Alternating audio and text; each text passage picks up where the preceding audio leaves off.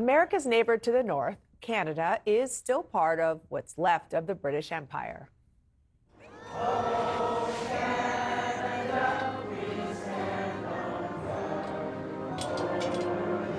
And today, Ottawa transformed into a scene out of The Crown. King Charles was welcomed with a verse of the Canadian national anthem, as you heard there, as he arrived at Parliament to deliver remarks known as, quote, speech from the throne. But while he's addressing Canadians, it's really an American audience. Well, an audience of one inside the White House that King Charles was really speaking to. CNN's Paula Newton is live in Ottawa. So, Paula, parts of the speech seem to be very clear he was taking on President Trump's push to make Canada the 51st state. Yeah, 100%. Look, Dana, this was a bold invitation to the king, duly accepted by the king, and the speech itself was bold. Not that there's anything that President Trump should be taking offense to here, but the fact that Mark Carney, and again, a reminder, Mark Carney and his government wrote this speech. It is the king's speech in that he gives it in Parliament, but these are the words of this government going forward, and they wanted the White House and allies beyond to hear them loud and clear. Canada is sovereign and very distinct from the United States. Listen. Today, Canada faces another critical moment. Democracy, pluralism, the rule of law, self-determination, and freedom are values which Canadians hold dear, and ones which the government is determined to protect. The system of open global trade that, while not perfect, has helped to deliver prosperity for Canadians for decades, is changing. Canada's relationships with partners are also changing. And again, in diplomatic language, Mark Carney's government writing for the king that indeed President Trump is transformational, right? But Canada making it clear that it still believes in free trade, and going forward, it has some priorities. Again, like the free trade, like, in fact, those distinct values that harken back to its policies on the environment, or even an immigration system. All of those things very distinct in Canada. Those were the king's words as written by Mark Carney's government. I have to say, though, a couple of things that President Trump will like, two specifically, and that is reinforcement of the security of that northern border and a commitment to rearm the Canadian armed forces. Look, there was a lot said here that you could take, kind of read it between the lines, but I'm sure the White House will not take much offense to this. And again, they did point out that there is a lot that brings these countries closer together. King Charles' speech, certainly a commitment to, in his words, keeping Canada free and sovereign. Before I let you go, two details of much lesser importance, but I think they're fascinating because Isaac was asking, and I didn't know the answer, but you did. The throne and the carriage. Can you talk about those? All in storage here, and they are kept here, before for the Queen and now for the King and Queen. They are kept here in Canada. They bring them out, they polish them specifically for these occasions. There aren't many of them, but even that royal carriage, right? And also the spectacular RCMP musical ride. They escorted the Queen and the King. They have been practicing like mad. This was a quick visit, less than 24 hours, and put together in just a few weeks. A tall order. The weather helped here, Dana. It was spectacular. Is he joking around? Does he mean it? And in this case, as in other cases, and what's going on with Harvard, we were talking about in the last segment, the reaction from the world is not, hey, that's just something you're tweeting about, but is, no, we are not playing around with this.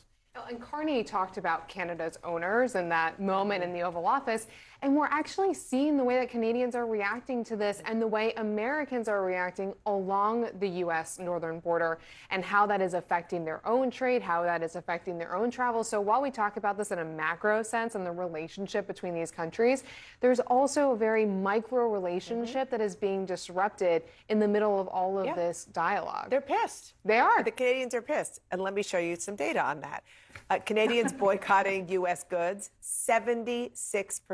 76%. So 3/4 of Canadians say that they're not buying U.S. goods, American goods.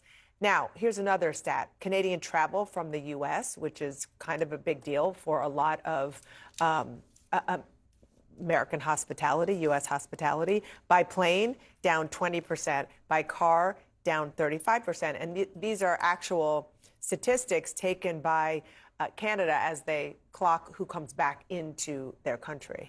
That's really fascinating, and also just putting those numbers in context. I was really interested by a trip that a bipartisan group of senators took to Ottawa in the last several days. I mean, senators always do these types of codels, but this was kind of a little mini diplomatic mission to show Canada that U.S. is still your friend and still your neighbor. And in the words of our friend Isaac DeVere, that is where we're at, where we have to reassure Canada that we are still friends with them.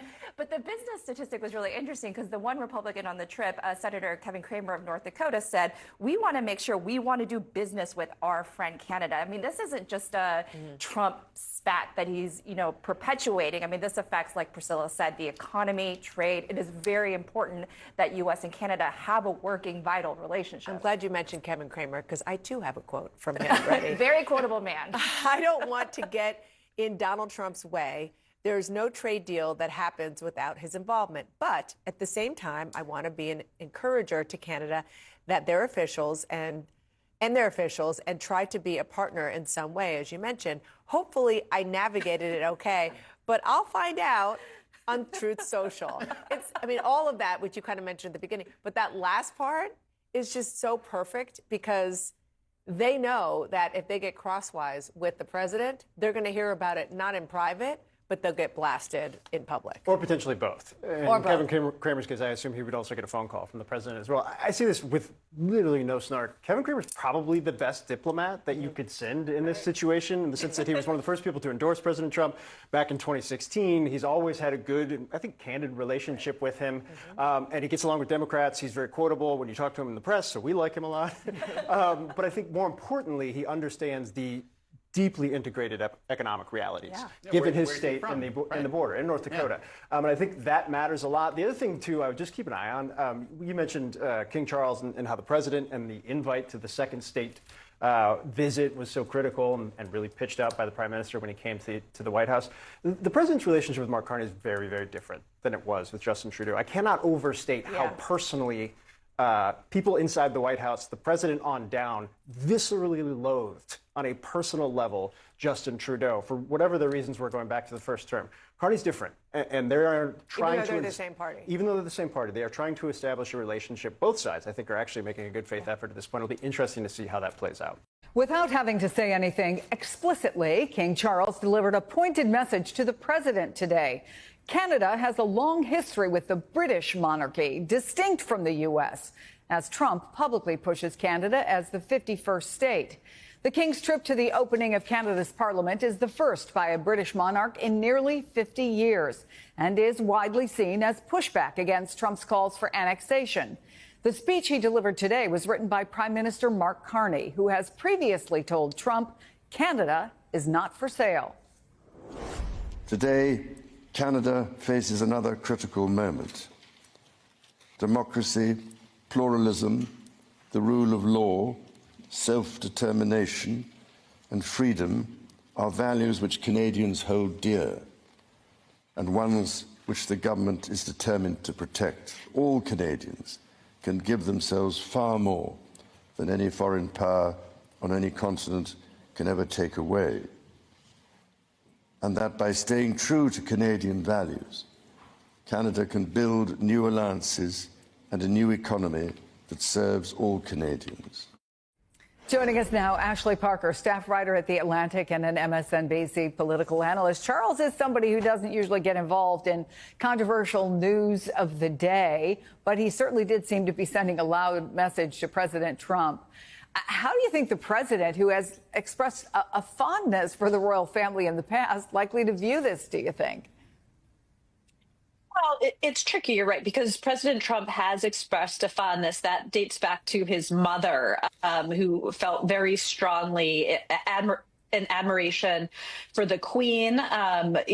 Trump was there for a state visit during his first term. King Charles, quite savvily, diplomatically, invited him very early on to return for a second state visit this term. What's interesting is it's very clear what King Charles is doing. It's a quite pointed diplomatic message, but in its own way, it's rather subtle in the sense that it is subtle compared to our president, right? Who writes all caps Truth Social posts. He did not mention President Trump by name. He did not mention the very clear undercurrents of tariffs and, talked about annexation or making Canada a 51st state. So I think there is a world where if President Trump chooses to, he can sort of ignore this and not weigh in, but that doesn't necessarily mean he will have the discipline or self-control to refrain. Well, I know you talked to the president when he said he was delighted to have influenced Canada's election, which was widely seen as being driven by anti-Trump sentiment. Is there anything in your conversations that suggests he would be willing to back off on these 51st state taunts? I mean, he seems to be the one who is taking it seriously, and not pretty much anybody else. That's right. It was fascinating. We kind of put that to him, actually, in our interview with him in the Oval Office. We said Canada came up and he mentioned Canada becoming a 51st state. And we said, surely you're not serious. And he said, oh, I absolutely am, which struck me as kind of surprising because it felt like this all began as kind of good-natured trolling. And then we pointed out to him, Republicans do not want, for instance, Washington, D.C. or Puerto Rico to become states because Canada has made an opening move that I don't think Trump is going to like very much. And look, I've been critical of Carney, and I'm still going to be critical. I'm going to be critical in this video because his initial actions haven't been as strong as this. There have been laws passed by Canada at the local level and at the provincial level and some at the federal level, whether it's new laws or implementations of those laws to fight back against Trump tariffs, to fight back against Trump aggression, to promote Canadian interests specifically in certain industries because Trump is trying to hurt those industries, all of that. We need to see more, though. I mean, while you see this from Carney, there's a few concerns from this speech. One, he says he wants to be part of Trump's stupid Golden Dome. I don't like that. And also, we have to be clear that Carney has pledged a certain Elon Musk style approach to bureaucracy, which is that he's going to want to do at least a mini version of Doge in Canada. So I want to make this very clear to the American progressives watching and also to Canadian progressives. Because, guys, we need to realize that Mark Carney is a right-winger. He is. He is a conservative. He is not that different ideologically to the Conservative Party in Canada. He is much, I feel, more conservative than Joe Biden in a lot of ways. He's much more like a Manchin. And I feel like people don't realize that yet. But one silver lining is that at least in his throne speech, which has to be accepted by Parliament, and it's sort of the first thing that's passed, it's your priorities of laws and stuff, he does seem to be taking a strong tone against Trump. But I'm worried about if it'll continue.